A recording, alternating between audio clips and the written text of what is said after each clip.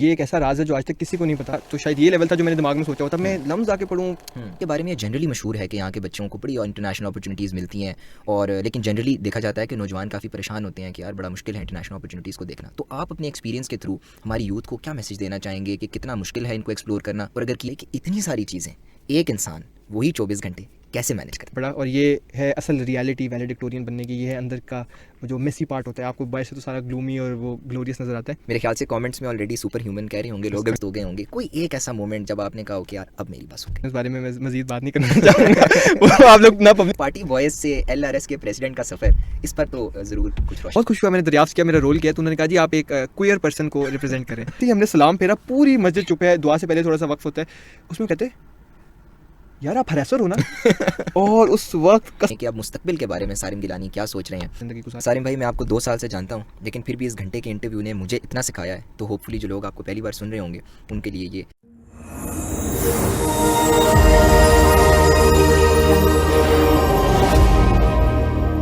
अस्सलामुअलैकुम नाज़रीन व हाज़रीन, हाजिर है आपके सामने आप सबका दोस्त और इस शो के लिए आपका होस्ट हसाम ताहिर। आज की हमारी ये नशिस्त न सिर्फ इंतहाई मुख्तलिफ और दिलचस्प होने वाली है, बल्कि इंतहाई मुफीद और फ़िक्र अंगेज़ भी। लम्स पाकिस्तान के चंद एक अच्छी अपॉर्चुनिटीज़ मुयस्सर करने वाले इदारों में से एक समझा जाता है, और इसके बारे में आपने कई बातें भी सुनी होंगी, जैसे कि लम्स पाकिस्तान का हार्वर्ड है। यहाँ के बच्चे तो मुश्किल सवाल करते हुए किसी से भी नहीं डरते, हत्ता कि उनसे भी नहीं। और लम्स में एडमिशन लेना तो पाकिस्तान के मसले हल करने से भी ज़्यादा मुश्किल है, वगैरह वगैरह। लेकिन कभी आप लोगों ने सोचा है कि जब लम्स का हर बच्चा ही इतना स्पेशल और एक्स्ट्रा ऑर्डिनरी है, तो उनमें से स्टैंड आउट करने वाले हाई अचीवर्स कैसे होंगे? तो आज आपकी ये क्यूरोसिटी दूर करने के लिए हम आपको मिलवाने जा रहे हैं लम्स के रणछोड़ दास चांचड़, यानी लम्स के वैलेडिक्टोरियन से, और हम इनसे जानना चाहेंगे कि आखिर what makes them so special, और वो तमाम राज जिन्होंने इनको वैलेडिक्टोरियन बनने के इस सफ़र में मदद की। तो आइए चलते हैं हमारे गेस्ट वैलेडिक्टोरियन की तरफ, सारिम गिलानी। अस्सलाम वालेकुम and welcome to our show. वालेकुम अस्सलाम। सबसे पहले तो मैं शुक्रिया अदा करना चाहता हूँ हसाम भाई का। इन्होंने मुझे पिछले एक दिन में बहुत तंग किया। इन्होंने मेरी शादी छुड़वा दी इस इंटरव्यू के लिए, तो ये इंटरव्यू मेरे लिए बहुत मायने रखता है। आप लोग भी इस इंटरव्यू को उतनी ही इंपॉर्टेंस के साथ सुनिएगा। मैं एक बड़ा मज़े का डायनामिक इन्जॉय कर रहा हूँ कि एक वक्त था जब हमें मेज़बानी का मौका मिला और हसाम भाई मेहमान थे। आज ये मेज़बान है और हम मेहमान हैं अल्लाह ताला के फ़ज़ल से। तो हसाम भाई आपका बहुत शुक्रिया। दूसरा इनका सवाल था कि वैलेडिक्टोरियन में क्या क्वालिटीज़ होती हैं और क्या कैरेक्टरिस्टिक्स। मेरे दिमाग में तो सिर्फ एक ही चीज़ आ रही है, वो ये है कि अल्लाह ताला का फ़ज़ल है और इसके सिवा कुछ भी नहीं। जब हम अल्हम्दुलिल्लाह का लफ्ज़ भी देखते हैं तो उसके अंदर दोनों चीज़ें हैं कि तमाम शुक्र और तमाम तारीफ़ें अल्लाह ताला के लिए हैं। तो जो इन्होंने मुझे स्पेशल का लेबल देने की कोशिश की, मैं उससे बिल्कुल इन्हराफ करना चाहता हूँ। मैं बिल्कुल भी कोई स्पेशल नहीं हूँ। जितना स्पेशल हसाम भाई हैं, जितने स्पेशल सब लोग हैं, उतना ही अल्लाह ताला ने हर इंसान को स्पेशल बना के भेजा है अशरफुल मखलूक़ात के तौर पे। और बस अल्लाह ताला का ही फ़ज़ल है और अल्लाह ताला की ही अता है। जी सारिम भाई, तो यही आपकी हम्बल नेचर है जो हमें आपका दीवाना बना देती है, और इंशाल्लाह मज़ीद अपने इंटरव्यू में इस चीज़ को डिस्क्लोज़ भी करेंगे। तो सारिम भाई, अब हम आपके बारे में कुछ जानना चाहेंगे, थोड़ा सा पर्सनल होना चाहेंगे। तो स्टार्ट करेंगे आपके तारुफ से, लेकिन हम चाहेंगे कि एक कन्वेंशनल अंदाज़ के साथ साथ एक आर्टिस्टिक वे में भी अपने आप को ज़रा डिफ़ाइन करें। बिल्कुल। हम पहले आपको थोड़ा सा सीधा सा दे देते हैं। अस्सलाम वालेकुम, मेरा नाम सारिम गिलानी है। मैं लम्स के ह्यूमैनिटीज़ स्कूल के अंदर पढ़ता हूँ। मैं बिल्कुल भी यहाँ नहीं आना चाहता था, मैं SDSB जाना चाहता था, लेकिन अब मैं रेट्रोस्पेक्ट में सोचता हूँ तो शायद ये ज़िंदगी का बेहतरीन डिसीजन था HSS आना। कैसे आया मुझे नहीं पता, मेरे क्रेडेंशियल्स वगैरह सब कुछ अच्छे थे, फिर भी SDSB ने मुझे नहीं रखा। तो SDSB योर लॉस। और ये तो आर्टिस्टिक हो जा रहा है, सॉरी। तो हम जो है फिर अब सीधा रखने की कोशिश करते हैं। HSS बहुत अच्छा स्कूल है। इसमें मुझे उन्होंने रिलीजियस स्टडीज़ में माइनर करने की तौफीक हुई। उसके अलावा साथ कंप्यूटर साइंस और डेटा साइंस के कोर्सेज़ भी लेता रहा, जिसने मुझे थोड़ा स्ट्रक्चर किया कि मैं ज़िंदगी के अंदर आगे जाके डिजिटल ह्यूमैनिटीज़ के अंदर काम कर सकूँ। Artificial intelligence, social media, apps की ट्रैकिंग, उनके एल्गोरिथमिक एनालिसिस, इस हवाले से। और आर्टिस्टिक एक्सप्रेशन के अंदर मेरा तारुफ क्या ही हो सकता है सवाए उस सिग्नेचर के जो आजकल थोड़ा साम हुआ है, वो है अल्हम्दुलिल्लाह अल्हम्दुलिल्लाह अल्हम्दुलिल्लाह। एक तरह से याद दहानी है हर चीज़ के लिए कि हर चीज़ अल्लाह ताला की ही दी गई। और अब मेरे चारों जो लम्स के साल हैं उनमें बेतहाशा अल्लाह ताला ने नवाजा है, और बेसिकली अल्लाह ताला की अता है, और यही मेरा आर्टिस्टिक एक्सप्रेशन है। Thank you so much, that was a wonderful introduction Sarim भाई। और अब सारिम भाई थोड़ा सा इसको हम फॉर्मली स्टार्ट करेंगे और फिर इंशाल्लाह कैजुअल हो ही जाएगा। तो अपनी अचीवमेंट्स के बारे में अगर आप थोड़ा बताना चाहें, और हम चाहेंगे कि ऐसी अचीवमेंट्स जिनको मतलब आपकी भी लम्स लाइफ की वो कोर मेमोरीज़ हैं, तो उनको आप अगर शेयर करना चाहें। बिल्कुल, ये एक ऐसा राज है जो आज तक किसी को नहीं पता। और अचीवमेंट्स एक तो बज़ाहिर तौर पर नज़र आती हैं। एक अचीवमेंट इंसान की वो होती है कि इंसान का एक विज़न हो, उसमें कोई यकीन रखने वाला ना हो, और उसके बाद इंसान उसकी जिद्दोजहद में उसको परसू करने की कोशिश में लगा रहे, और एंड पे अल्लाह ताला उसका फल दे दे। तो उससे ज़्यादा सेटिस्फैक्ट्री कोई चीज़ हो ही नहीं सकती। उसके अंदर कुछ जो बज़ाहिर अचीवमेंट्स नज़र आती हैं, उसके अंदर एक लम्स रिलीजियस फेस्टिवल का पहली दफ़ा ऑर्गेनाइज़ हो जाना लम्स के 40 सालों में। एक ब्रेन चाइल्ड था, एक 2 सालों से आइडिया था कि किस तरह से लम्स के इस माहौल को अच्छी तरह यूटिलाइज़ किया जा सके, किस तरह से एक नई नीश, एक नया इवेंट क्रिएट किया जा सके। तो वो आप एक अचीवमेंट गिन सकते हैं। एक अचीवमेंट ये थी जिसकी वजह से हमारे एक इंस्ट्रक्टर हैं उस्मान इलाही साहब, उन्होंने कहा हुआ मेरा नाम ले लिया करो इंटरव्यूज़ में, कोई मसला नहीं है। उन्होंने मुझे बहुत डांटा एक चीज़ पे। मैं उनका इंटर मैक्रो का स्टूडेंट था, लेकिन उसका कॉन्टेक्स्ट है, मैंने उनसे एसडीए भी पहले लिया था और अल्लाह का शुक्र है बहुत अच्छे नंबर आए। फिर उनके साथ टीएशिप भी की, फिर रिसर्च का काम करने का मौका मिला। इंटर मैक्रो जब मैंने लिया तो मेरा फ़ाइनल बहुत बुरा हुआ, इतना बुरा कि मेरा शायद जो सबसे लम्स का गंदा ग्रेड आया है वो उस कोर्स में आया था। लेकिन सर को ये नहीं पता था कि उस वक्त मैं काम कर रहा था अपने श्रीलंका के रिसर्च पेपर के ऊपर। अब वो मेरे दिमाग में विजन था, इतना बड़ा रिस्क था कि मैं अपना पूरा एक इंटर मैक्रो का फ़ाइनल जो है ज़ाया कर दूं, लेकिन उस रिसर्च पेपर में जीतने के लिए कोशिश कर लूँ। जब मैं श्रीलंका के अंदर वो अवार्ड जीता, वो था runners up for the best research paper in south Asia, तब एक जो दिली कैफियत महसूस हुई ना कि किसी को दुनिया में मेरे यकीन नहीं था। एक प्रोफेसर ने ला के मुझे बहुत उन्होंने समझाया कि तुम ये क्या नौटंकी कर रहे हो और क्या नॉन सीरियसनेस कर रहे हो, लेकिन मेरे दिमाग में था कि काश इतना अच्छा पेपर हो जाए कि ये जीत जाए। तो एक विज़न का एग्जीक्यूट हो जाना। उसके बाद जब मैं सर से मिलने गया, उनको मैंने एक टी बैग लेके आया था श्रीलंका से, वो गिफ्ट किया। उनके चेहरे पे जो मुसरत थी, उन्होंने कहा हाँ you done the right thing. तो फिर मुझे लगा कि ये कोई अचीवमेंट थी। उनकी वो खुशी देख लेना, उनका मुझे एक्नॉलेज कर लेना कि हाँ रेट्रोस्पेक्ट में शायद मैं गलत था एज अ टीचर, लेकिन तुम एज अ स्टूडेंट तुम बेहतर सोच रहे थे अपने बारे में। तो मुझे फिर बड़ी खुशी हुई। ये कोई हो सकता है अचीवमेंट। अलसर की आप लोग बात कर सकते हैं, एक पूरी नीश नई क्रिएट करना इस्लामिक कंटेंट क्रिएशन के हवाले से। उसकी एक पहले डेमो भी हो चुका था तज़ाद के तौर पे। लम्स में पहले एक प्ले हुआ था तज़ाद, वो भी एक इंसान और उसके नफ्स के ताल्लुक़ के दरमियान था। तो एक पहला एक कहते हैं ग्राउंड ब्रेकिंग चीज़ वो थी। फिर हमने सोचा इसको अब फिल्म में कैसे कन्वर्ट करें, तो उसके लिए रिसोर्सेज का ढूंढना, लोगों को इकट्ठा करना। तो ये आप कह सकते हैं कि कुछ ऐसी चीज़ें थी जिनसे मुझे बहुत खुशी हुई। बाकी बज़ाहिर अचीवमेंट्स तो वो तो इंसान की ज़िंदगी में उस तरह से आती रहती हैं। नहीं बिल्कुल सारिम भाई, आपका अपने आइडियाज़ पे और अपने ऊपर फेथ तो हम सब के लिए मशले रहा है। और इसी से मैं जाना चाहूँगा आपकी एक पर्सनालिटी की ट्रेट की तरफ, जिसको आप जिन अल्फाज में बयान करते हैं वो एक कंफर्ट जोन एस्केप आर्टिस्ट है। और मैं आपको इसके जो पिछले आपने एक्सप्लेनेशन दी उससे रिलेट करना चाहूँगा। तो ये जो आपके अंदर एक पोटेंशियल डेवलप हुआ चैलेंजेस को एक्सेप्ट करने का और कंफर्ट जोन से बाहर जाने का और मुश्किलों को जो है ना पार करने का, तो वो क्या लम्स आने के बाद था, लम्स से पहले था, नेचुरली था? तो ज़िंदगी के कौन से हिस्से में आपको लगा कि आपके अंदर ये डेवलपमेंट आई? ये एक तो मैं बताना चाहूँ, ये जो लाइन कोट करें ये मेरे लिंक्डइन से इन्होंने उठाई है। वो मैंने चैट जीपीटी से, उस वक्त मैं लिंक्डइन बस रैंडमली बना रहा था तो तब लिखा था कंफर्ट जोन एस्केप आर्टिस्ट। लेकिन अब मैं सोचता हूँ तो शायद मेरी लम्स की लाइफ को इस जुमले में समोया जा सके। और इसका शौक़ बिल्कुल मैं लम्स आने की वजह से हुआ था। उसका भी कॉन्टेक्स्ट था कि लम्स जब मैंने स्टार्ट किया मैं डीमोटिवेटेड था और बहुत डिसहार्टेड था।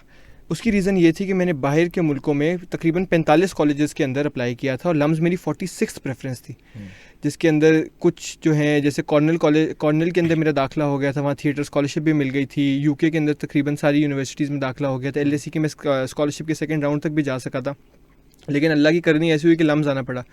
तो तब मुझे ऐसे एक दिल में इंसान का थोड़ा सा आ जाता है कि मेरा तो शायद ये लेवल था जो मैंने दिमाग में सोचा होता, मैं लम्स आके पढ़ूँ मुनासिब नहीं है।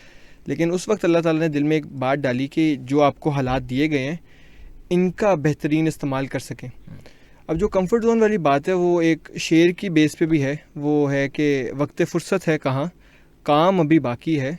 वक्त फ़ुर्सत है कहाँ, काम अभी बाकी है। नूरे तौहीद का इत्माम अभी बाकी है। अगर अगले पार्ट को छोड़ भी दिया है तो जो पिछले पार्ट पे फोकस कर लिया जाए तो एक अर्जेंसी की कैफियत है।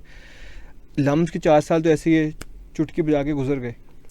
पता ही नहीं चला। और ये मेरे दिमाग में 4 साल पहले भी था कि वक्त ऐसे गुजर जाएगा और पता नहीं चलेगा, और मैंने कुछ मेरे अज़ाइम थे जो मैंने कोशिश थी कि इनको अकॉम्प्लिश कर लीजिए। इसलिए ये कैफियत थी कि रात 2-2 बजे तक कैंपस रुका जा रहा है, फिर रात 2 बजे रुक के सुबह 7 बजे फिर कैंपस पहुंचा जा रहा है। और मेरा घर भी, मैं बता दूं, कोई 1.25 घंटा दूर है यहाँ से, काना काछा के पास। और बाइक के ऊपर रात को ठंड में जाना, सिर्फ बताने के मकसद ये है कि एक लॉन्ग टर्म विजन का ये पूरा हिस्सा था। और पहले 2 साल तो इस तरह से कोई, जिसको कहते हैं ना, मेजर अकॉम्प्लिशमेंट भी नहीं हुई।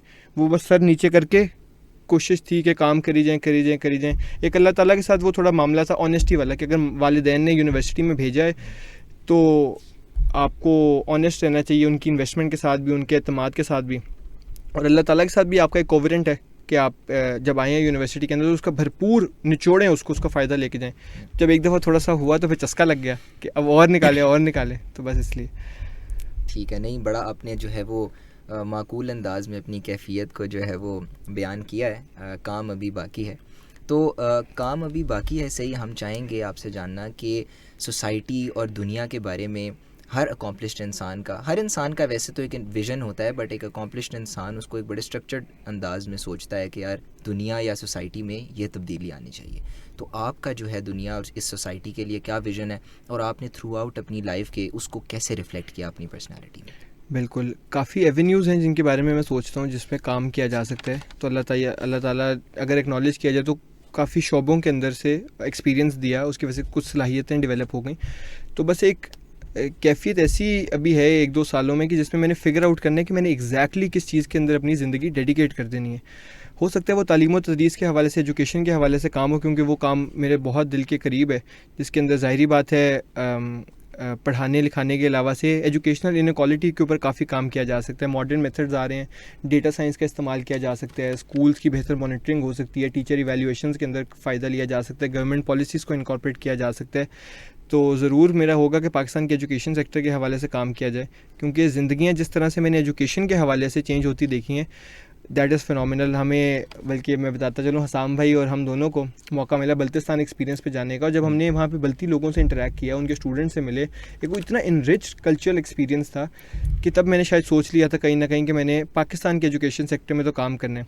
साथ ही फिर ये हुआ कि लंदन में यूके में लंदन जाने का भी मौका मिल गया। वहाँ मैंने देखा कि पूरी दुनिया से 180 ममालिक से लोग आए हुए हैं, और वो कैसे एक ही निसाब के अंदर सब लोग पूरे फिट बैठ रहे हैं, किसी को प्रेजुडिस फील नहीं हो रही, बायस फील नहीं हो रही काफ़ी हद तक। तो मैंने कहा कि किस तरह से हो सकता है कि ये जो ममालिक हैं ये इसको बेहतर मैनेज कर पा रहे हैं, लेकिन हमारे पास जो रिसोर्स एलोकेशन भी हो रही है वो इतनी अच्छी नहीं हो रही। तो कहीं ना कहीं पाकिस्तान के एजुकेशन सेक्टर में काम करने की बहुत ज़रूरत है।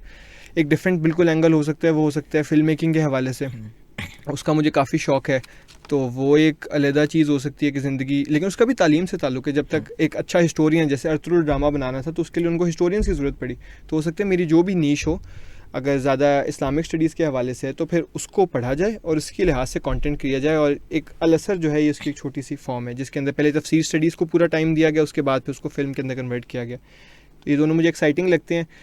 क्या पता कल को आप मुझे देख रहे हो किसी कंसल्टिंग फर्म के अंदर बैठ के मैं जो हूँ पैसे बनाने की कोशिश कर रहा हूँ, तो मैं कुछ अभी बड़ा दावा नहीं करना चाहता। इंसान है, इंसान, मतलब बस मेरी कोशिश ये है जहाँ पे अल्लाह ताला ने डाल दिया वहाँ पे कुछ बेहतर कर लें। नहीं, हमें आप पर यकीन है सारिम भाई कि जिस भी महाज पर आप लड़ाई करेंगे इंशाल्लाह बेहतरी की उम्मीद है। और जैसे कि आपने बल्तिस्तान एक्सपीरियंस का जिक्र किया और आपने अपने एक्सचेंज का भी जिक्र किया, तो लम्स के बारे में ये जनरली मशहूर है कि यहाँ के बच्चों को बड़ी इंटरनेशनल अपॉर्चुनिटीज़ मिलती हैं, और लेकिन जनरली देखा जाता है कि नौजवान काफ़ी परेशान होते हैं कि यार बड़ा मुश्किल है इंटरनेशनल अपॉर्चुनिटीज़ को देखना। तो आप अपने एक्सपीरियंस के थ्रू हमारी यूथ को क्या मैसेज देना चाहेंगे कि कितना मुश्किल है इनको एक्सप्लोर करना, और अगर किया जाए तो उसका क्या तरीक़ाकार है? मैं सबसे पहले यूथ को, खैर मेरी कोई औकात नहीं है मैं कोई मैसेज दूँ लेकिन मैं सिर्फ हम्बली अपना थॉट प्रोसेस शेयर करना चाहूँगा कि इंटरनेशनल एक्सपोजर को जब आप अप्रोच करते हैं तो आपके दिमाग में रीज़न क्या है। सिर्फ अगर आप एक बाहर का टूर या ट्रिप लगाना चाहते हैं तो फिर हो सकता है वो इतनी कोई माकूल रीज़न ना हो, ना ही आपको उससे एक्सपोजर मिल पाएगा, ना ही आप दूसरे लोगों से इंटरेक्ट कर पाएंगे, ना ही आपका जो दिमाग है खुलेगा, बस साइट सीइंग करके आ जाएंगे। एक्सचेंज अपॉर्चुनिटीज़ बहुत अच्छी हैं, लेकिन ज़ाहिरी बात है जितनी कोई अच्छी अपॉर्चुनिटी होती है उतनी वो महदूद होती है। तो मैं ये कहना चाहूँगा कि आप एक्सीलेंस की परसूट में कोशिशें करते रहें। जब आप लोगों को लगेंगे कि आप उनके लिए फ़ायदेमंद हो सकते हैं। स्पेशली अगर आप लम्स का कॉन्टेक्स्ट देख लें, तो अगर लम्स को एक स्टूडेंट नज़र आ रहा है कि ये हमारी जाके अच्छी वहाँ नुमाइंदगी कर सकता है, तो ज़ाहिर बात है लम्स उसमें इन्वेस्ट करेगा। लम्स को अगर लगता है कि ये बच्चा जाके कोई अच्छा कंपटीशन जीत सकता है इंटरनेशनल, ज़ाहिर बात है लम्स उसमें इन्वेस्ट करेगा। अगर लम्स को लगता है कि ये पाकिस्तान का नाम रोशन कर सकते हैं, आगे से लम्स हमेशा उसके अंदर इन्वेस्ट करेगा। ये तो एक यूनिवर्सिटी की बात है। पाकिस्तान पे भी देखें, जैसे वो रशिया वाला जो वर्ल्ड यूथ फेस्टिवल था, तो वो प्राइम मिनिस्टर्स ऑफिस को लगा कि ये जो पर्टिकुलर टीम है ये जाके वहाँ कुछ नाम रोशन कर सकती है, तभी उन्होंने उसको सारा स्पॉन्सर किया और सारा कुछ उसके मामलात किए। तो मुझे लगता है कि अगर आप एक्सीलेंस की परसूट के अंदर जितना जाते जाएंगे, वो एक 3 इडियट्स की लाइन थी, पता है कि एक मूवी थी उसकी लाइन थी कि आप सक्सेस के पीछे भागें। क्या थी हसाम भाई, आप ऐड करना चाहेंगे? बिल्कुल ऐसे ही मूवियाँ थी देखे कि- वर्षा हुआ, तो आपके पास क्वेश्चन है तो इसलिए मैंने रट्टा लगाया हुआ है जवाब का। उसमें ये है कि अल्लाह ताला का बहुत शुक्र है, एक शायद मुझे लगता है एबिलिटी थोड़ी अच्छी दी, वो थी विल पावर के लिहाज से, कि अगर एक चीज़ सोच ली तो फिर उसके लिए कश्तियाँ जला देने की हिम्मत भी दी कि अब उसके अंदर पूरी जान लगा दी जाए। तो अगर मैं सिर्फ अपना स्केड्यूल बताऊं, तो उसमें से कुछ चीज़ों पे मुझे बहुत कॉम्प्रोमाइज़ करना पड़ा, और ये है असल रियलिटी वैलेडिक्टोरियन बनने की। ये है अंदर का वो जो मेसी पार्ट होता है। आपको बाहर से तो सारा ग्लूमी और वो ग्लोरियस नज़र आता है। 4 दिन ऐसे गुजरते थे जिस पे सिर्फ मैं 1 या 2 घंटे नींद करता होता था, और मैं अपने बैच में थोड़ा सा इस बारे में मशहूर भी होना शुरू हो गया कि मंडे से लेके थर्सडे मैक्सिमम 2 घंटे मैं सो पाता था। और उसकी रीज़न ये थी कि उसी के दौरान मैं 3 टीएशिप्स भी कर रहा था। मेरा जो सबसे मुश्किल सेमेस्टर था उसमें मैंने 5 कोर्स दिए हुए थे, 20 क्रेडिट आवर, साथ 3 टीएशिप्स भी उसी सेमेस्टर में कर रहा था, जिसके अंदर एक टीएशिप के अंदर थे 147 स्टूडेंट समथिंग, वो गेम थ्योरी की थी। उसके अलावा एक थी फेमिनिज्म इन अब्राहमिक ट्रेडिशन, उसमें कोई 60-70 बच्चे थे। एक थी एसडीए, अब उसके अंदर स्टैटिस्टिक्स एंड डेटा एनालिसिस, उसके अंदर भी कोई 60-70 बच्चे थे। तो कोई अच्छे खासे ये बच्चे बन रहे थे जिनकी बहुत ज़्यादा क्वेरीज होती थी, तो कॉन्स्टेंटली आप इंगेज रहते थे। प्लस उसी वक्त मेरी एक्सचेंज की एप्लीकेशन भी चल रही थी, क्वीन मैरी वाली। प्लस कोर्सेज़ भी ज़ाहिर बात है पढ़ने थे, स्कॉलरशिप लगी हुई थी। कोर्सेज़ ख़राब होते तो स्कॉलरशिप जो है आराम से घर वालों को 12 लाख रुपए जो है उनका टीका लग जाता। तो उसके अलावा साथ साथ ये था कि ड्रामा लाइन के बहुत ज़्यादा प्लेस चल रहे थे उस वक्त। उसी सेमेस्टर उस साल में मुझे याद है मैंने 11 प्लेस किए थे, और 11 प्ले का मतलब है कि 11 महीने। एक प्ले को बनाने में तकरीबन 1 महीना 15-20 दिन लग जाते हैं। एक ही वक्त के अंदर 3-3 4-4 प्लेस हो रहे होते थे। उसी वक्त सेमेस्टर में मेरा अपना ये पहला प्ले था तजाद, ये भी हुआ। उसके साथ ये उसी सेमेस्टर के अंदर सबसे अच्छी बात ये है कि एलआरएस नई नई शुरू हुई थी, मैं उसका ट्रेजरर था, और उस्ताद नुमान अली खान का थोड़ा सा लम्स रिलीजियस सोसाइटी जो है उसके अंदर मेरा टेन्योर शुरू हुआ था, तो मैं उसका ट्रेजरर था। और उसमें उस्ताद नुमान अली खान का पहला इंटरनेशनल इवेंट था, जो कि लम्स की हिस्ट्री का आज तक का सबसे बड़ा स्टूडेंट ऑर्गेनाइज इवेंट है, जिसमें तकरीबन 5000 लोगों की अटेंडेंस थी। एक्सपो सेंटर में मैनेज करना था, विदाउट एनी टीम, नथिंग। और सब पढ़ाई भी अच्छी करनी थी कि जो है उसमें फिर एग्ज़ाम्स भी अच्छे हो गए, अल्लाह का शुक्र है। उसी सेमेस्टर में सबसे अच्छे ग्रेड्स आए। अभी मैंने आपको बताया कि सारा कुछ अकम्प्लिश क्या हो गया। ठीक है, इसके पीछे ये अब था, इसको मैनेज कैसे किया? हाँ, नींद और खाने के ऊपर मैंने कॉम्प्रोमाइज़ कर दिया, और साथ दोस्तों के ऊपर बहुत ज़्यादा कॉम्प्रोमाइज़ कर दिया। फिर जो मेरा हल्का रह गया था वो यही था कि जिनके अंदर से मस्जिद के अंदर जो ज़्यादा दोस्तों से मुलाकात हो जाती थी, तो यही रूटीन होती थी कि जैसे सुबह 7 बजे आ गए, 7 से लेकर 10 बजे तक सारा रीडिंग्स का काम, जो हैवी पोटेंशियल काम होता था दिमाग का, वो सुबह 7 से लेकर 10 बजे तक कर लिया। तब अक्सर लोग मिलते भी नहीं होते थे, और एसएससी के बाहर बैठ के अपनी सारी रीडिंग्स कर ली। 10 बजे से क्लासेस स्टार्ट हो गई, क्लासेस लीं, नोट्स अच्छे बनाए। उसके बाद फिर जोहर से लेकर असर तक का टाइम जो है वो लाइब्रेरी में बैठे रहे, और फिर असर से लेके मगरिब का टाइम फिर लाइब्रेरी में बैठे रहे। बीच में सिर्फ मस्जिद का चक्कर लगा। मगरिब के बाद जो है फिर सारा टाइम सोसाइटीज़ को दे दिया, हर तरह की को करिकुलर एक्टिविटीज़, सोसाइटी, जीबीएम, लोगों से मिलना मिलाना, सलाम दुआ, हर चीज़ वो फिर मगरिब से लेकर रात 2 बजे तक चलती थी। 2 बजे जो है लम से फ़ारिग हुआ, कभी कभी 12 बजे फ़ारिग हो गया, सवा घंटा कोई घर जाने में लग गया। और फिर एहसास होता था कि पूरे दिन में तो कुछ खाया ही नहीं, पूरे दिन में तो कुछ पिया ही नहीं। मैं एक दिन घर गया और उस दिन मुझे ख्याल आया कि मैंने पिछले दिन का नाश्ता भी नहीं किया हुआ। तो ये वो कैफियत थी कि मुझे एहसास हुआ कि बहुत मामला ख़राब चल रहा है। क्योंकि देखिए, जब अगर 7 बजे सुबह लम्स पहुंचना है तो ज़ाहिरी बात है कि बहुत जल्दी निकलना पड़ता था। 7 बजे पहुंचने का ये है कि मेरी अम्मी मुझे उतार देती थी, उनकी यूनिवर्सिटी होती थी, अब उनके साथ आना होता था। सुबह का नाश्ता मिस, दोपहर को टाइम ही नहीं लगा, जोहर से असर पढ़ते रहे, कुछ और करते रहे। मगरिब के बाद वो सारा सोसाइटीज़ का शुरू हो गया। फिर रात को घर जाके रात के 2-2:30 बजे कुछ खाने को मिला और कुछ खाना खाया, तो फिर उसकी वजह से हेल्थ बहुत ख़राब हो गई, और नींद तो ज़ाहिरी बात है ख़राब हो गई। तो मैनेज परफेक्टली कुछ भी नहीं होता, पीछे की रियलिटी असल में ये है। तो अभी भी मुझे लगता है मेरी शायद हालत बहुत अंदर से बॉडी की ख़राब हो गई है। एक क्रिकेट में खेलता था बहुत शौक से, मुझे अल्लाह ने मौका दिया मैं जोन लेवल पे भी खेलूं और उसको फिर आगे परसू भी कर सकूं, लेकिन फिर लम्स आके मैंने बिल्कुल छोड़ दी। मैं बिल्कुल लम्स आके क्रिकेट ही नहीं खेल सका, एक जो मेरी बड़े दिल के करीब एक्टिविटी थी। अब 4 साल हो गए हैं, बल्कि मुझे याद पड़ते मैं लम्स आके कोई एक्सरसाइज भी नहीं की। सिर्फ यही है कि इनको लेके पहाड़ों पे चढ़ गए जो सारे बल्तिस्तान एक्सपीरियंस के स्टूडेंट्स थे, तो वो मेरी मेन एक्टिविटी थी, लेकिन उसके अलावा कोई एक्सरसाइज का भी कभी मौका नहीं मिला। मेरे ख्याल से कमेंट्स में ऑलरेडी सुपर ह्यूमन कह रहे होंगे लोग अभी से आपको जिस तरह की आपने रूटीन मेंशन की है, बट माशाल्लाह काफ़ी खुशी हुई आपका एक्सपीरियंस सुन के। और इसी के साथ साथ जिस तरह के आपने काफ़ी अपने लोज़ बताए, थैंक यू फॉर दैट। बड़ा एक करेजियस होता है अपने इस तरह की जो है वो एक्सपीरियंसेस शेयर करना, लेकिन फिर भी हम चाहेंगे कि इन सब एक्सपीरियंसेस के साथ साथ कोई एक ऐसा मोमेंट तो ज़रूर होगा जब आपकी भी हिम्मत जो है वो टूट गई होगी, हौसले पस्त हो गए होंगे। कोई एक ऐसा मोमेंट जब आपने कहा हो कि यार अब मेरी बस हो गई। वैसे मुझे लगता है कि वो अभी का मामला था ये वैलेडिक्टोरियन बनने के हवाले से, लेकिन उस बारे में मैं मज़ीद बात नहीं करना चाहूँगा। वो आप लोग ना पब्लिश कर पाएंगे और ना ही उसका कोई मामला निकल पाएगा। एक ऐसी बात ज़रूर थी कि नहीं, वैसे अगर मैं कुछ अभी बनाना चाहूँगा तो वो गलत बात होगी। अल्लाह का वैसे शुक्र है कि कभी ऐसा मुझे फेज़ थ्रू आउट 4 अभी तक नहीं आया था, अनटिल अब ये कॉन्वोकेशन से 2 दिन पहले तक थोड़े से ऐसे मामलात हुए कि मैं बस थक गया हूँ। मैं चाहता हूँ कि बस अब ये लम्स लाइफ ख़त्म हो, कुछ रेस्ट करें, कुछ किताबें पढ़ें, कुछ क्रिकेट खेलनी शुरू करें। और वो कहते हैं ना एग्जॉस्ट होना, वो सारा बिल्डअप हो रहा था 4 सालों का, और अब वो उसका क्रक्स निकल रहा है कि बस अब थकावट थोड़ी महसूस होनी शुरू हुई है। और वरना तो पहले 4 साल तो वो मैक्सिमाइज़ वाले उस पर थे कि बस अब कम टाइम रह गया, अब कम टाइम रह गया, अब कम टाइम रह गया, और करो और करो और करो। तो बस ये ठीक है। तो सारिम भाई, हमने यूजुअली सुना है कि successful people are those that have successful habits. तो आपकी जो ज़िंदगी की रूटीन है उसके अंदर कोई ऐसी एक्टिविटी, कोई ऐसी रूटीन जो आप बिला नागा हर रोज़ अपने दिन के अंदर इनकॉर्पोरेट करते हैं, जो आप हमारे साथ शेयर करना चाहिए? मुझे ऐसी कोई भी रूटीन नज़र नहीं आती। जो मैंने भी वो किताब पढ़ी थी 7 हैबिट्स ऑफ सक्सेसफुल पीपल, मैंने कहा कि भाई मेरे में कुछ भी नहीं है ऐसा। सही। तो जी मैं यही बात कर रहा था कि कोई मुझे ऐसी हैबिट नहीं नज़र आती जो कि कंसिस्टेंसी के साथ मैंने फ़ॉलो की हो, एक्सेप्ट कि अल्लाह ताला ने तौफीक दी कि बाजमात के साथ जो है नमाज बस 5 वक्त की अदा कर ली जाए।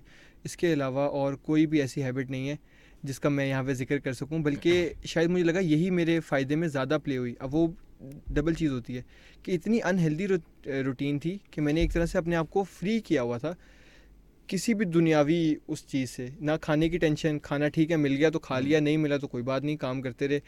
और ये है कि पानी मिल गया तो पी लिया, नहीं मिला तो कोई बात नहीं, पीते रहे। नींद का मौका मिल गया तो सो गए, नहीं हुआ तो बस काम करते रहे। तो इस वजह से मुझे लगता है कि ये इनकन्सिस्टेंसी जो है मेरे हक़ में काफ़ी हुई। और वो अक्सर लोग बात करते हैं, एक मेरे दोस्त हैं, मैं उनका नाम चलें खैर नहीं लेता, लेकिन उनकी रूटीन बहुत अच्छी है। कुछ भी हो जाए अपनी रूटीन पे कॉम्प्रोमाइज़ नहीं करते और हर चीज़ को बराबरी के साथ लेके चलते हैं। मेरी ज़िंदगी बिल्कुल पोलर ऑपोजिट रही है, मैं हमेशा पोल्स पे ही रहा हूँ। जैसे अगर एक बताऊँ कि अगर पहले थी तो 15 सोसाइटीज़ थी, छोड़ी तो सारी छोड़ दी। टीएशिप की तो एक सेमेस्टर में ही 3 कर ली, आगे फिर ज़िंदगी में कभी नहीं की। उसके अलावा एक्सचेंज के मतलब अगर आप किसी भी हवाले से देख लें या फिर कोई पढ़ाई के हवाले से देख लें, एक सेमेस्टर है नहीं पढ़ा तो बस नहीं पढ़ा, ये आखिरी वाला सेमेस्टर जो है। उसके अलावा भी फिर वो थोड़ी ट्रांसफॉर्मेशन के हवाले से भी दोस्त कहते हैं कि पहले सारिम की ये पर्सनैलिटी थी, अब हुआ तो उल्टा ही हो गया बिल्कुल। तो ये थोड़ा मुझे पोलर्स में रहना थोड़ा मामला पसंद आता है, तो इस हवाले से थोड़ी रही है। ठीक है, चलें सारिम भाई, आपने पोलराइजेशन की बात कर ही दी तो फिर आपसे एक डायरेक्ट सवाल की तरफ भी आ जाते हैं। और मैं उसको इस तरह पूछना चाहूँगा कि यूजुअली क्योंकि आपने बताया कि लम्स रिलीजियस सोसाइटी के आप माशाल्लाह प्रेसिडेंट भी रह चुके हैं, उसकी आपने भाग दौड़ संभाली रखी, तो उसके अंदर आपका ये क्लेम रहा है कि आपने कैंपस पे जो पोलराइजेशन है, जो एक एक्सट्रीमिज़म की तरफ एनवायरनमेंट जाता हुआ नज़र आ रहा था, उसको आपने जो है काफ़ी एलिविएट किया और आपने इंटरफेथ डायलॉग जो है उसको प्रमोट किया। तो अपने इस तजुर्बे के ऊपर भी थोड़ी सी रोशनी डालें। बिल्कुल, सबसे पहले तो मैं कहना चाहूँगा कि एक कोशिश है, एक कोशिश ही थी और कोई बड़ा दावा नहीं है, कोई क्लेम नहीं है, लेकिन हमने देखा है कि कैंपस का माहौल किस तरह से चेंज हुआ है। सबसे पहली जो आप बात कर सकते हैं वो ये है कि एक जो रिलीजन जिसको थोड़ा सा सेक्लूडेड या आइसोलेटेड या मार्जिनलाइज्ड भी मैं लफ्ज़ इस्तेमाल जान के करना चाहूँगा क्योंकि हमारे मेंबर्स ने इस तरह से फ़ील किया है, उसको बहुत एक तरह से आम करने की कोशिश की गई है। अब मैं अगर आपको LRS की जनरल बॉडी का अगर सेटअप बताऊं तो इस साल जिस साहब ने टॉप किया पूरे बैच के अंदर फर्स्ट ईयर के अंदर, वो LRS के सबसे इंपॉर्टेंट कंट्रीब्यूटिंग मेंबर हैं। तकरीबन 3 ऐसे लोग हैं जो एसएससी के टॉपर्स हैं, 2 ऐसे लोग हैं जो कि स्टूडेंट काउंसिल के इलेक्शंस के अंदर खड़े हुए थे, और 4 ऐसे लोग हैं जो कि फोटो लम्स और बाकी सोसाइटीज़ के अंदर भी काम करते हैं। और बाकी इनका मैं इसलिए बता रहा हूँ कि बहुत वाइबल और नज़र आने वाली इनकी पर्सनैलिटीज़ हैं। तो एक तरह से आपको ये पता चल रहा है कि ये सारी जो दीन दुनिया बैलेंस वाला कॉन्सेप्ट होता है उसकी तरफ थोड़ा सा रुझान आया कि कोई ये जो रिलीजियस सोसाइटी वाले लोग हैं ये वो लोग नहीं हैं जो बस मस्जिद में बैठ के अल्लाह अल्लाह करते रहते हैं या खलवत में हैं। ये हर दुनियावी एस्पेक्ट के अंदर भी आपके साथ शरीक हैं, या आपके भाई हैं, आपके क्लास फेलोज़ हैं, आपके टीएज़ हैं, आपके कोऑर्डिनेटर्स हैं, आपके साथ फेलो पार्टिसिपेंट्स हैं। इनकी कोई ये एक तो वो जो लेबल था ना इनसे एक बहुत इनको ख़ास करने वाला, वो इनसे हटाने की कोशिश की गई है, जिसकी वजह से पोलराइजेशन बहुत कम हुई है। अगर मैं आपके साथ यहाँ बैठ के डायलॉग कर रहा हूँ और हम लम्स रिलीजियस सोसाइटी की बात करें, ऐसा पहले कभी नहीं हुआ। आप अगर हिस्ट्री भी उठा के देख लें तो पहले कभी ही हुआ है कि उनको ऐसा प्लेटफॉर्म दिया जाए। ये इसलिए हुआ है कि सिर्फ LRS मैं उसे आइडेंटिफाई ज़रूर करना चाहता हूँ, लेकिन वो मेरी एक वाहिद पहचान नहीं है। मेरी और भी कुछ फ्रंट्स के ऊपर कुछ कॉन्ट्रीब्यूशंस हैं, कुछ पार्टिसिपेशंस हैं, जिस वजह से एटलीस्ट डायलॉग शुरू हो सकता है। दूसरी बात यह है कि आपने कुछ ऐसी मूवमेंट्स देखी होंगी, जैसे पैलेस्टाइन सॉलिडारिटी पूरी मूवमेंट थी, पैलेस्टाइन सॉलिडारिटी वीक थी, उसके अंदर जहाँ पे स्टूडेंट काउंसिल के साथ कोलैबोरेट किया गया एक LRS के इनिशिएटिव के ऊपर, वहाँ पे पूरी हमने देखा कि जनरल बॉडी जो है लम्स की बॉडी, वो सब इकट्ठे हुए, टीचर्स, फैकल्टी, स्टाफ, एडमिनिस्ट्रेशन, एक इशू के ऊपर लोगों को यकजा कर देना। यही मुझे लगता है कि LRS की बहुत बड़ी कंट्रीब्यूशन है, जो कि लम्स को भी बहुत साल साल या तो याद भी रहेगी, और एक इस तरह के मूवमेंट का उभर के आना एक बहुत अच्छी इमेज देती है कि हम सिविल तौर पे किस तरह अपने जो भी डिफरेंसेस हैं उनको साइड पर रखकर एक कॉज के लिए यूनाइट हो सकते हैं। तो ये जो LRS पे एक थोड़ा इल्ज़ाम भी लगाया जाता था डिवाइसिव होने के लिहाज से, इस साल तो LRS ने बिल्कुल उल्टा किया, लोगों को जोड़ा है। आपके पास सहरी और इफ्तारी की अरेंजमेंट्स की एग्जाम्पल हैं, 1,500 बंदा तकरीबन इकट्ठा बैठ के रोज़ा खोल रहा है। कितने ही उसके अंदर डिफरेंसेस हैं, कौन सा सेक्ट है, क्या आपके मामलात हैं, क्या आपका रिलीजन है। और रिलीजन की मैं इसलिए बात करूँ क्योंकि हमारे हिंदू मेंबर्स और क्रिश्चियन मेंबर्स भी वहाँ पे इफ्तारी करते रहे हैं। जो LRS की सारी ड्राइव्स होती हैं वो उनके लिए भी होती हैं, वो भी हमारे मेंबर्स ऑफ द कम्युनिटी हैं, और जो भी हमारी इवेंट्स होते हैं वो भी उनके लिए ओपन है। इसके अलावा ये तो हुआ कि प्रैक्टिकल बेस के ऊपर मैसेज के ऊपर क्या गया, हमने हमारे जो इवेंट्स का स्ट्रक्चर जिस तरह से चेंज हुआ वो भी बहुत डायनामिक है, जहाँ पे हमने कोशिश की कि हम ज़्यादा से ज़्यादा इंक्लूसिव हो सकें। अब जो हमारे स्पीकर्स आते हैं उनके टॉपिक्स यूजुअली हैं कि फॉर एग्जांपल ओरिएंटेशन का हमारा टॉपिक था कि किस तरह से एथीज़म और ह्यूमनिज़म का ताल्लुक जोड़ा गया था। अब जाहिर बात है कि LRS है तो उसने स्टैंड पॉइंट तो लेना है दीन के हवाले से, लेकिन उसको इस्लामिक नहीं कहा गया कि इस्लाम और एथीज़म का क्या ताल्लुक है। वो एथीज़म का एज अ कॉन्सेप्ट जो है डिस्कशन करने पे ज़्यादा फोकस किया गया, कि एकेडमिक डिस्कोर्स की तरफ लाया गया। इसी तरह हमारी जो ओरिएंटेशन है तकरीबन वो 6 घंटे की गई। क्यों? क्योंकि कुछ members of the community who were not part of LRS, या शायद आप समझें कि वो LRS का पार्ट भी ना बनना चाहें, कि उनके बारे में एक इमेज थी, उन्होंने आके डायलॉग किया स्पीकर्स के साथ। एक इंटरनेशनल स्पीकर आके जिनकी बहुत मिलियंस में फॉलोइंग है, हालांकि कोई वो मेट्रिक नहीं है, लेकिन फिर भी आके वो उनसे डिस्कोर्स कर रहे हैं, उनके सवालों के जवाब दे रहे हैं। तो एक अच्छा पॉजिटिव इन्वायरमेंट था जो कि हमने लम्स में क्रिएट करने की कोशिश की। इसके अलावा अगर आप लम्स रिलीजियस फेस्टिवल को भी पूरा उठा के देख लें तो उसका पूरा निज़ाम इस तरह से बनाया गया था कि वो डिफरेंट चीज़ों को टेलर और अटेंड टू कर सके। अक्सर लोग इससे कंफ्यूज ही होते हैं कि जो हमारे सोशल इवेंट्स थे LRF के, लम्स रिलीजियस फेस्टिवल के, उन्होंने इनको उठा लिया और कहा कि ये रिलीजियस फेस्टिवल था। वो बिल्कुल भी रिलीजियस फेस्टिवल नहीं था, वो सोशल इवेंट्स थे कि जब आपने पूरा दिन अटेंड कर लिया तो जो मेजॉरिटी है तो उनके लिए सोशल रखा गया था। जैसे अगर आप कोई भी सोसाइटी लूमन में है तो फिर आपकी सोशल क्या होगा, जो आपकी बॉडी चाहेगी, कि वो तो आपके लिए एक्स्ट्रा एक चीज़ है ना, कि हो सकता है बयान को बुला लेते हैं, किस किस को और बुला लेते हैं, इस तरह के लोगों को बुला लेते हैं कॉन्सर्ट। उसी तरह हमने फेमस लोगों को बुलाने की कोशिश की जो सेलिब्रिटी स्पीकर्स होते हैं। जाहिर बात उसकी रीज़न थी लोग इनको सुनना चाहते हैं। उसका रिलीजियस फेस्टिवल से कोई ताल्लुक नहीं था। रिलीजियस फेस्टिवल जो है उसमें कंटेंट क्रिएशन के अंदर कोई दीन की जिम्मेदारी नहीं थी। आप बाइबल पे भी बना सकते हैं, आप जो है हिंदू स्क्रिप्चर्स के ऊपर कंटेंट बना सकते हैं, इस्लामिक कंटेंट भी बना सकते हैं। हमने उसका नाम भी जो है वो हमने उसका नाम भी एग्जिस्टेंशियल किताबों से, मैंने कोर्स लिया था नुमान फैजी साहब का, उसमें से लिखा, जिसमें हमने अल्टीमेट कंसर्न ढूंढने के हवाले से लोगों का। अब वो पॉल टिलेक का आर्टिकल है जो कि क्रिश्चियन थियोलॉजियन है। तो कहाँ से आप हमें प्रूव कर सकते हैं कि रिलीजियस फेस्टिवल जो था वो एक इस्लामिक फेस्टिवल था, जो अक्सर उस पर इल्ज़ाम लगाया जाता है। 2 कैटेगरीज थी, एक थी कुरान की तिलावत, अब जाहिर बात है उसको तो हम नहीं कर पाए। दूसरी थी कि नातन किरत। उसके अलावा सारे जो हैं हमारे इवेंट्स वो इंक्लूसिव टू ऑल। अच्छा सारिम भाई, आपकी अगर सोसाइटी एक्सपीरियंस की बात की जाए जो लम्स में रहा, जैसे आपने मेंशन किया 15 सोसाइटियों का आप हिस्सा रहे, लेकिन मैं 2 के बारे में जिक्र करना चाहूँगा और उससे मैं एक लार्जर पर्सपेक्टिव को जो है टच करना चाहूँगा कि आप जो है वो लम्स की एक मशहूर सोसाइटी है लूमन, उसके अंदर थे और उसके सोशल्स डिपार्टमेंट के अंदर थे, जो कि मानी जाती है पार्टी के लिए, और उनकी जो ख़ासतौर लीडिंग पोजीशंस पे होते हैं वो तो होती ही पार्टी बॉयज़ हैं। तो ये पार्टी बॉयज़ से LRS के प्रेसिडेंट का सफ़र, इस पर तो ज़रूर कुछ रोशनी डालें। खैर पोलराइजेशन कम करने के हवाले से भी मैंने आपको बताया, लेकिन सिर्फ उसकी जॉब डिस्क्रिप्शन में लूमन्स के सोशल डायरेक्टर की पार्टी करना नहीं था, पार्टी करवाना भी था। तो ये मेरे लिए मुश्किल तरीन कैफियत थी कि जहाँ पे मैं सारी एस्पायर तो कर रहा था कि मज़ीद सोसाइटीज़ में डायरेक्टर लगे, इस चीज़ का मुझे एहसास हुआ ही नहीं कि ये तो मैं किस डिपार्टमेंट की प्रमोशन के लिए अप्लाई करूँ, और मैं बन भी गया डायरेक्टर। मेरे बड़े क्रिएटिव आइडियाज़ थे इवेंट्स के मुतालिक। अब उन्होंने कहा जी कॉन्सर्ट ऑर्गेनाइज़ कराना है। मैंने कहा ये तो अब मैंने सोचा ही नहीं था। फिर मैंने अपने दोस्त को कॉल किया। अब ये लम्स की बहुत अच्छी बात है, आप लोगों से बात करें, वो आपको अकोमोडेट करते हैं। मेरे जो सेकंड डायरेक्टर थे, मैंने उनसे कहा कि जो भी लॉजिस्टिकल काम है, लोगों को ट्रीट करना, सारा कुछ करना, मैनेज करना, वो आप मेरी जिम्मेदारी दे दें, ये पार्टी वाला डिपार्टमेंट ये आप रख लें। तो यही हुआ कि ना सब लोगों की बड़ी एक्सपेक्टेशन थी। लूमन का ट्रिप जा रहा था और सोशल्स का नया आया था। अब ज़ाहिर बात है सब पे ट्रिप पे एंटरटेन करना था। हर बंदा ने कहा हमने सारिम की बस में बैठना है। ज़ाहिर बात है एक्सपेक्टेशन थी कि सारिम हमें एंटरटेन करेगा। मैंने एक बस चेंज की, आधे लोग उधर आ गए। मैंने दूसरी बस में सब लोग इधर आ गए कि यार सारिम की बस में बैठना है। लड़के वो बैठ गए बस में। अब मोटरवे पे बाइक वो चढ़ गई है गाड़ी। लोग एक्सपेक्ट करें कि सारिम तो कुछ करके दिखाओ, कुछ गा के दिखाओ, कुछ डांस करके दिखाओ, कुछ। मैं इनको ऐसी बस मासूम सी शक्ल से देख रहा हूँ कि सॉरी वो असल में ये वो, और वो मुझे बार बार कह रहे हैं कि यार करो करो करो करो। फिर मैंने उनको थोड़ा समझाया कि मैं बेचारा गलत जगह फंस गया हूँ। तब फिर मैंने डिसाइड किया कि अब थोड़ा वक्त आ गया कि रास्ता बदल लिया जाए।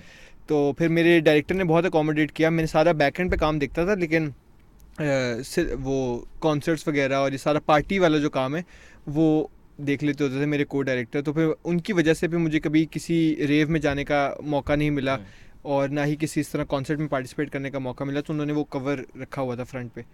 तो मैं इनको बहुत शुक्रगुजार। Right decision at the right time. तो अब पार्टी की ही बात हो रही है और आपके एक्सपीरियंसेस की बात हो रही है, तो आपने अपने एक्सचेंज एक्सपीरियंसेस का भी बताया और डिफरेंट इंटरनेशनल अपॉर्चुनिटीज़ का भी बताया।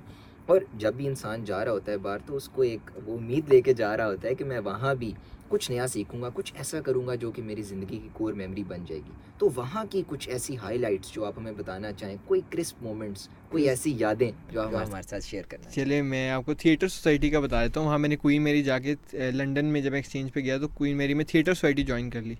अब उन्होंने बहुत उनका हाई फाई एनुअल प्ले आ रहा था, उसके लिए मुझे कास्ट कर लिया।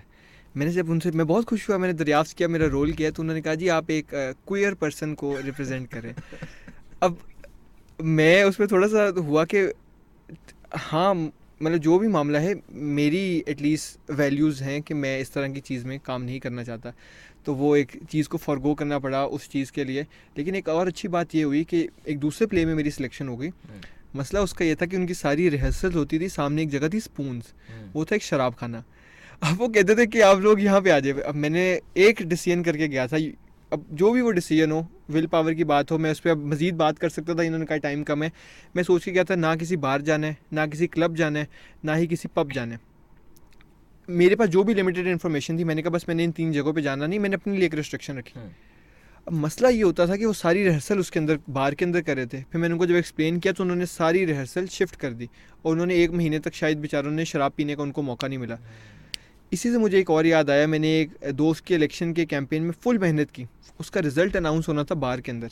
उसने कहा यार इसके लिए तो आ जाओ, तुम पागल हो, ये सारे मौलवी अंदर आए हुए हैं, ये वो इस तरह करके, फ्री बर्गर भी मिल रहे हैं। तो मैंने कहा यार अब जब मैं सोच लिया ना कि बार में नहीं जाना, तो बस फिर कदम भी नहीं रखना। तो फिर मुश्किल होती थी लोगों को, बाद में उन्होंने अंडरस्टैंड कर लिया। लेकिन मैं एटलीस्ट खुश था कि मैंने जो डिसीजन लिया उसको मैंने किसी वजह से चेंज नहीं किया। उसके अलहदा रैशनल हो सकते हैं। एक मज़े की बात थी, उसी यूके एक्सपीरियंस से बर्गर से याद आ गई। ज़ाहिर बात है हम कफ़ायत शारी का मामला होता है और अपने पैसे भी कुछ कंजर्व करने होते हैं। तो यूके इतना अच्छा माहौल था कि वो मस्जिद में रोज़ सहरी अफ्तारी जो है उसका इंतज़ाम करते थे, और मेरा 1 पाउंड भी नहीं लगा पूरे 1 महीने के अंदर तकरीबन, खाने पीने के लिहाज से। तो बड़ा अच्छा एकोमोडेटेड। इंटरव्यू को आगे लेके चलते हैं, और जब भी आप लम्स के बारे में सोचते हैं तो कौन सी एक ऐसी चीज़ है जो that comes into your mind, top of? हाँ, वो इत्काफ़ है। सुभान अल्लाह, मतलब अल्लाह ताला ने मौका दिया बाहर भी घूमने का, एक्सचेंज सेमेस्टर्स का, 15 सोसाइटीज़ का एक्सपीरियंस, लेकिन दैट वाज मैजिकल। मतलब शायद वो ज़िंदगी के, मेरे लम्स की ज़िंदगी के बेस्ट 10 दिन थे। और ये मैंने हर जगह 12 मेंशन भी किया। वो एक कैफियत जिसके अंदर मस्जिद के अंदर हैं, और फिर आपका बार बार बयान हो रहा है, साथ आपके सारे साथी मौजूद हैं जो आपके भाई हैं, आपके दोस्त हैं, और बस अल्लाह ताला की इबादत के लिए आप सब मौजूद हैं। इस साल बस बहुत मैजिकल कैफियत थी, शायद इसलिए भी कि थोड़ा सा एहसास था कि लम्स की मस्जिद का हो सकता है आखिरी तकाफ़ हो, शायद इन सबसे आखिरी दफ़ा मुलाकात हो। लेकिन एक जो पर्सनल चीज़ है वो ये भी है कि जब लम्स की मैं पहले दिन आया तो तब बड़ा एक इमोशनल मामला था कि आते साल मस्जिद गया और अल्लाह ताला से रुजू लाया कि अल्लाह ताला आप मुझे हिदायत बख्शिएगा। अक्सर लम्स के बारे में काफ़ी बातें सुनी हुई हैं जो कि पस मंज़र में आती भी हैं, तो हिदायत देने वाली ज़ात आपके, तो प्लीज़ आप मदद फरमाइएगा। और फिर 4 साल बाद इत्काफ़ में बैठना और फिर वही अल्लाह ताला से दुआ करना कि अब अगली ज़िंदगी के मरहलों के लिए आप आसानी फरमाइएगा, तो एक पूरा फुल सर्कल मोमेंट होता है। तो वो वाली एक जो कैफियत थी, और रातों को क़यामुल लैल के लिए, तरावियों के लिए, तो बहुत सुभान अल्लाह बहुत अच्छा एक्सपीरियंस था इत्काफ़ का। तो लम्स में इत्काफ़ जो है पिछले 2 साल से ऑर्गेनाइज़ हो रहा है, इस साल भी ऑर्गेनाइज़ हुआ जिसमें नफली और सुन्नी इत्काफ़ था और हमारे लम्स के बहुत ज़्यादा साथियों ने इसमें लिया है। तो अल्लाह ताला उन सबको भी अजर बख्शे। बहुत खुशी हुई आपका एक्सपीरियंस सुन के, अल्लाह हम सबको तौफीक दे। और सारिम भाई, डेफिनेटली जितना हमारा इंटरव्यू भी हो चुका है, हमारी ऑडियंस को, और हम तो खैर पहले से ही आपसे आशना है, ये जान चुके हैं कि आप जिस पोजीशन पे आप हैं ज़िंदगी के, काफ़ी सारे लोग अब एस्पायर करते हैं, आपको एज अ रोल मॉडल देखते हैं। तो लेकिन आपको जो लोग रोल मॉडल देखते हैं वो ये लाजमी जानना चाहेंगे कि सारिम गिलानी किसको जो है एज अ रोल मॉडल देखते हैं, और थ्रू आउट हिज लाइफ कौन सा ऐसा बंदा है जिनको उसने लुक अप किया है। मेरा ख्याल है कि मतलब ज़ाहिरी बात है आपको लगेगा कि सब लोग ही इस तरह का आंसर देते हैं एज़ मुसलमान, लेकिन आप सल्लल्लाहु अलैहि वसल्लम की जब थोड़ा सीरत का पढ़ने का मौका मिलता है, उनकी ज़िंदगी को गो थ्रू करने का पड़ता है, तो इंसान को एहसास होता है कि मेरी ज़िंदगी में कुछ नया नहीं हो रहा, कि मैं अपने आप को जो मर्ज़ी भी समझ लूँ कि आप सल्लल्लाहु अलैहि वसल्लम और सहाबा की ज़िंदगी के अंदर पहले से इस तरह के मामलात हुए हैं जिसकी एक्सटेंशन हमारी ज़िंदगियों में हो रही है। तो उसी दिन मैं थोड़ा सा अपनी लीडरशिप के बारे में सोचा था। अक्सर लोग उस तरह से पजीराई कर रहे थे कि आप एक अच्छे लीडर थे जिस भी मामले के अंदर या जोन से भी कैपेसिटी में आपको मौका मिला। तो मैं उस वक्त रिफ्लेक्ट कर रहा था कि कहाँ पे ऐसे मोमेंट्स हैं जहाँ पे मैंने अपना टेम्पर लूज़ किया। फिर मुझे मौका मिला कि मैं पढ़ सकूँ आप सल्लम के बारे में। जब ग़ज़वा ओहद के बाद भी आप सल्लम ने सहाबा के ऊपर गुस्सा नहीं किया, वह कुरान की आयत भी आई कि अगर आप उनके साथ नाराज़ होते तो वो बिखर जाते, दे वुड हैव शैटर्ड, और इस तरह का लफ्ज़ इस्तेमाल हुआ जिसका इंग्लिश मीनिंग ये है, अरबी का लफ्ज़ इस्तेमाल हुआ। तो फिर मुझे एहसास हुआ कि मैंने ज़िंदगी के अंदर क्या क्या जो है, जिस तरह से I wouldn't have lived up to the expectations of a leader. तो फिर आप सल्लम की जितनी ज़्यादा सीरत पढ़ी जाए उस लिहाज से इतनी इंस्पिरेशन है, तो इससे बेहतर मुझे नहीं लगता कि मुसलमानों के लिए बल्कि पूरी दुनिया के लिए कोई रोल मॉडल हो सकते हैं, क्योंकि वही तो थे मुजस्समे कुरान, वही तो थे बेसिकली कुरान का असल हकीकत। तो अगर कुरान जो है ज़ाब्ता हदायत है पूरी दुनिया के लिए, तो आप सल्लम ज़ाहिरी बात है रोल मॉडल है। कोई शक नहीं सारिम भाई इसके अंदर, अल्लाह हम सब को जो है अच्छे लीडर्स के पीछे जो है ज़िंदगी गुजारने की तौफीक अता फरमाए। सारिम भाई, आपने ज़िक्र किया अपनी जो आर्टिस्टिक लाइफ है उसका भी, आर्टिस्टिक एक्सपीरियंसेस का भी, और हम भी चाहेंगे कि आपकी जो फ़नकाराना सलाहियतें हैं उनको थोड़ा सा जो है वो रोशनी में लाएँ, और थ्रू आउट लम्स या लम्स से बाहर भी जितने भी ऐसे एक्सपीरियंसेस आपके रहे हैं तो ब्रीफली ज़रा उनसे हमें गो थ्रू करवाएं। ज़रूर। अगर आप एक मज़े का सुनना चाहते हैं, मुझे याद आ गया, लम्स ओवी का प्ले था जब ये हसाम भाई भी नए नए आए। तो अब ज़ाहिरी बात है कि अच्छे कैरेक्टर्स और बुरे कैरेक्टर्स दोनों होते हैं, तो मुश्किल ज़्यादा बुरे कैरेक्टर्स को होता है। फिर बुरे कैरेक्टर को अपने अंदर समो लेना कि आपके ऑडियंस को लगे कि ये ज़ाहिरी बात है बुरा कैरेक्टर है, वो एक स्किल होता है। तो मैंने बहुत कोशिश किया। मेरा जो असल में रोल था वो एक ऐसे इंसान का जो थोड़ा सा ऑफेंडर था, और जो है ज़ाहिरी बात है आपकी यूनिवर्सिटी में डिफरेंट किस तरह के कैरेक्टर्स होते हैं, आपको थोड़ा एक्सट्रीम पे खेलना पड़ता है ताकि आप मैसेज कम्युनिकेट कर पाएँ। तो एक शख्सियत थी, मैं प्ले करके फ़ौरन ज़ोहर की नमाज़ के लिए भागा, तो अभी मैं ऐसे अल्लाह अकबर करने ही लगा हूँ कि मुझे कहते, उन्होंने मुझे ऐसे करके देखा, ऐसे करके ना ऐसे साइड लाइव करके देखा कि क्या ये वही शख्सियत है जो अभी प्ले करी थी। उन्हें कुछ बोला नहीं। जैसे ही हमने सलाम फेरा, पूरी मस्जिद चुप है, दुआ से पहले थोड़ा सा वक्फ होता है, उसमें कहते यार आप हरासर हो ना। और उस वक्त कसम से पूरी, मैं आपको क्या बताऊँ, वो कैफियत, पूरी मस्जिद मुड़ के मुझे तरफ देख रही है कि ये क्या बात हो रही है।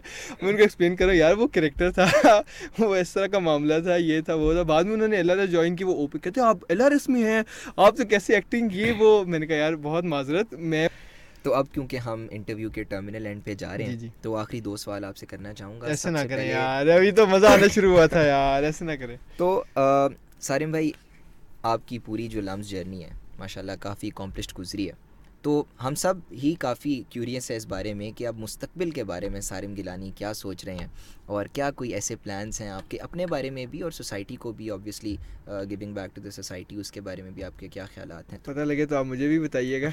लेकिन मैं लॉन्ग टर्म के अंदर ज़रूर एक विज़न ज़रूर रखता हूँ, लेकिन ज़्यादा मैं शॉर्ट टर्म ऑपरेटेड ही होता हूँ कि कल का दिन कैसे होगा, परसों का दिन कैसे होगा। तो अभी तो अल्लाह ताला ने एक ज़िंदगी में मिशन दिया है कि मौका दिया है कि कैम्ब्रिज में जाके पढ़ा जा सके, उस एजुकेशन का भरपूर फ़ायदा उठाया जा सके, जैसे कोशिश की लम्ज़ में उठाए। फिर हो सकता है कि एक PhD को भी परसू किया जाए, और हमेशा से मिजाज यही रहा है कि कहीं ना कहीं टेलर करके रिलीजियस स्टडीज़ के अंदर आ जाए, थियोलॉजी में आ जाए।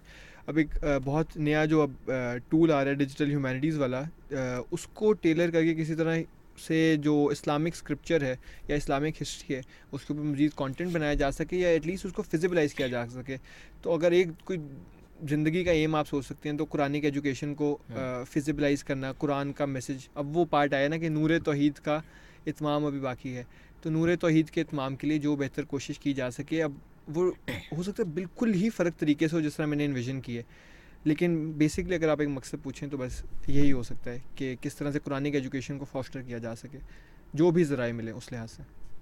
तो अब मैं बढ़ना चाहूँगा सारिम भाई हमारे आखिरी सवाल की तरफ। पूरा इंटरव्यू जो है वो काफ़ी थॉट प्रोवोकिंग था, लेकिन आखिरी सवाल में मैं चाहूँगा कि इस सारी चीज़ को आप कंक्लूड करते हुए हमारी यूथ के लिए जो है कोई ऐसा मैसेज दें, क्योंकि आज जहाँ पाकिस्तान खड़ा हुआ है पूरी यूथ जो है वो डिस्पेयर के अंदर है।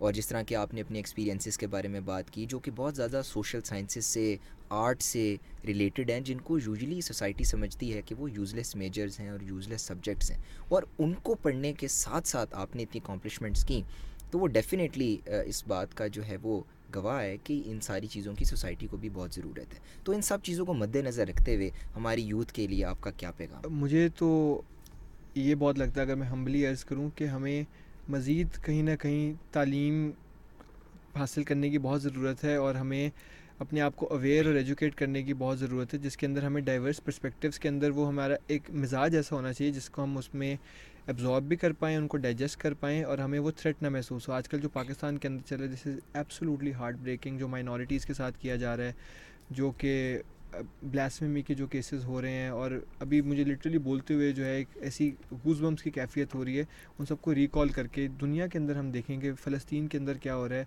किस किस तरह से ये जो पूरे ethical moral high grounds west ने क्लेम किए हुए थे, वेस्टर्न इंपीरियलिज्म, किस तरह हमें कोलैप्स होते हुए नज़र आ रहे हैं। और अभी आपने सोशल साइंसेज़ की बात की, तो यही तो हमें सोशल साइंसेज़ में पढ़ाया जाता है कि जिस तरह जो आपका अपना नज़रिया है उसको आप किस तरह से पुट फॉरवर्ड कर सकते हैं, आप बेहतर सोच कैसे सकते हैं। Thinking critically is really important, क्योंकि वो आपकी ज़िंदगी के हर एक डिसीजन को जो है डायरेक्शन देता है। तो मुझे लगता है कि हमारे पाकिस्तानी यूथ के अंदर एक सोचने की सलाहियत बहुत ज़रूरी है, जो कि आजकल शऊर जिसको हम नाम देते हैं डेवलप हो रहा है। आजकल लोग जो है अपने पॉलिटिकल लिहाज से भी, अब जितना मैं कह सकूँ उतना मैं कहने की कोशिश करूँगा, अवेयर हो रहे हैं। उनको पता चल रहा है कि सही बात क्या थी, गलत बात क्या थी, बांग्लादेश हमारा कितना अच्छा दोस्त था या जो भी था जो हमें दिखाया जाता है। मतलब इस तरह के छोटे छोटे वाक़यात और एक मजमूई कैफियत इंसान शऊर हो रहा है हमारी सोसाइटी का, तो वो इंशाल्लाह ज़रूर सरपा होगी। बाकी जहाँ तक आपने अकॉम्प्लिशमेंट्स के हवाले से बात की, एक दिल के मेरा बहुत एक करीब शेर है जिस मेरी ज़िंदगी को और एफ़र्ट्स को डायरेक्ट करता है। वो ये है कि मेरा काम सिर्फ़ ये है कि मैं ऑनेस्टी के साथ अपनी 100% एफ़र्ट डालूँ। उसके बाद मेरा काम नहीं है कि वो सक्सेसफुल हो या ना हो।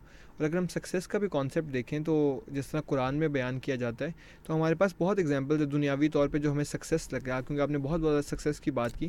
तो अकॉम्प्लिशमेंट्स हो सकता है सक्सेस बज़ाहिर नज़र आ रही हूँ, लेकिन अगर अल्लाह ताला ने मुझे वो अकॉम्प्लिशमेंट्स दी और मेरे अंदर गरूर आ गया, तकब्बुर आ गया, या फिर मैं लोगों से सही तरह बात ना करता रहूँ, मैं उनको अपने आप किब्र की एक कैफियत हो गई, उजब की हो गई, जिसमें अपने आप को बेहतर समझता हूँ उनसे, तो ये तो मेरे लिए ख़सारा है, ये तो मेरी आखिरत बर्बाद हो गई दुनिया के साथ साथ। तो अपनी वो जो हमें सक्सेस की कैफियत लगती है उसको रीवैल्यूएट करना बहुत ज़्यादा ज़रूरी है। कि जहाँ पे अब हमारे पास कुछ ऐसी एग्जांपल्स हैं जहाँ पे अगर हम नमरूद की बात कर लें तो वो हमें लगेगा कि ये बहुत काबिल और हकमियत और अथॉरिटी और पावर, ये एक सक्सेस की कैफियत हो सकती है। हम अगर जो है किसी भी अमीर तरीन आदमी की बात कर लें, फ़िरौन की बात कर लें, आप उसके भी हमें लगेगा बहुत सक्सेसफुल एक चीज़ है। आप किसी भी दौर के किसी भी जालिम जाबिर शख्स की हैसियत निकाल लें, जो आजकल हमारे रोल मॉडल्स थोड़े से बने होते हैं, वो तो नहीं एग्जैक्टली लेकिन उसी तरह के जो करेक्टरिस्टिक्स होते हैं, पैसा हो सकता है, शोहरत हो सकती है, इज़्ज़त हो सकती है, लोग आपको इस तरह के इंटरव्यूज़ में बुलाएं। लेकिन वहाँ पे हमारे पास ये भी है असल एग्जांपल हज़रत नूह की है, जिन्होंने अपनी सारी ज़िंदगी दावा के काम को डेडिकेट कर दी। लेकिन अगर आप देखें तो कितने ही लोग वो मुसलमान कर पाए। हज़रत इब्राहीम की हमारे पास एग्जांपल है, अल्लाह ताला ने उनको अपना खलील कहा, लेकिन कितने ही लोग जो है हज़रत इब्राहीम के दीन के ऊपर ईमान लाए, और अब आके हमें उनका फ्रूट पता चलता है। जहाँ पे हम जो कुर्बानी करते हैं वो दीन इब्राहीमी के तौर पे, हमारा जो दीन है वो दीन इब्राहीमी है, मिल्लत इब्राहीमी हमें कहा जाता है। तो हो सकता है कि जो आपकी पूरी जिद्दोजहद है उसका फल आपकी ज़िंदगी में भी ना मिले, कितने साल हर साल जाके करें। आपका सिर्फ काम ये है जिसकी आपकी अकाउंटेबिलिटी होगी, मेहनत के साथ ऑनेस्टी के साथ अपना 100% दें, बाकी अल्लाह ताला पे छोड़ दें, वो जो अल्लाह ताला को बेहतर हो। अल्लाह ताला की बनाई हुई कायनात है, उन्होंने हमें बनाया, उन्होंने हमें फार्मूला दे दिया, इस तरह आप ज़िंदगी गुजारें। अब वो उसी तरह ज़िंदगी गुजारते हुए अगर आपको सक्सेस मिल रही है तो अल्हम्दुलिल्लाह, सक्सेस अगर नहीं मिल रही तो फिर भी अल्हम्दुलिल्लाह, अल्लाह ताला को बेहतर पता है। हमारा काम ये है कि अल्लाह ताला के बताए हुए फार्मूले के थ्रू ज़िंदगी गुजार। सारिम भाई, मैं आपको 2 साल से जानता हूँ, लेकिन फिर भी इस घंटे के इंटरव्यू ने मुझे इतना सिखाया है, तो होपफुली जो लोग आपको पहली बार सुन रहे होंगे उनके लिए ये काफ़ी मुफीद होगा और उनकी दिलो दिमाग की खिड़कियाँ खोल देगा। बहुत दिलचस्प गुफ्तगू थी सारिम भाई, बहुत शुक्रिया once again, thank you so much. आपने वक्त निकाला हमारे लिए। उम्मीद है ऐसी डिस्कशंस होती रहेंगी।